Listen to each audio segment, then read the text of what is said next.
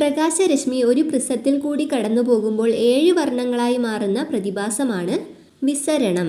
Law of inertia എന്നറിയപ്പെടുന്ന ന്യൂട്ടൻ്റെ ചലന നിയമം ഏത്? ന്യൂട്ടൻ്റെ ഒന്നാം ചലന നിയമമാണ്. ഹൈഡ്രോളിക് ലിഫ്റ്റിൻ്റെ പ്രവർത്തന തത്വം എന്ത്? പാസ്കൽസ് നിയമമാണ്. ട്രെയിൻ 18 എന്നറിയപ്പെടുന്ന എക്സ്പ്രസ് ട്രെയിൻ ഏത്? വന്ദേ ഭാരത് എക്സ്പ്രസ് ആണ്. ചന്ദ്രയാൻ 3ൻ്റെ ലാൻഡറിൻ്റെ പേരെന്ത്? ഓപ്ഷൻ എ ആണ് വിക്രം. ആധുനിക ആവർത്തന പട്ടികയിലെ അറ്റോമിക നമ്പർ ഏറ്റവും കൂടിയ മൂലകത്തിൻ്റെ പേരെന്ത്? ഓപ്ഷൻ എ ആണ് ഒഗാനസോൺ ആണ്. ഏത് നിശ്ചിത അനുപാതത്തിൽ ഏതെല്ലാം ഗാഢ ആസിഡുകൾ ചേർത്താണ് അക്വാ റീജിയ ലഭിക്കുന്നത്? 1HNO3:3HCl.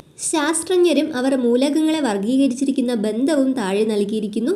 അതിൽ ഏറ്റവും ശരിയായത് തിരഞ്ഞെടുക്കുക. അപ്പോൾ ഹെൻറി മോസ്ലി അറ്റോമിക നമ്പർ, മെൻഡലിയേഫ് അറ്റോമിക മാസ്, ന്യൂലാൻഡ്സ് അഷ്ടക നിയമം, ഡൊബെറൈനർ തൃകങ്ങൾ. ആൻസർ ഓപ്ഷൻ ഡി ആണ്.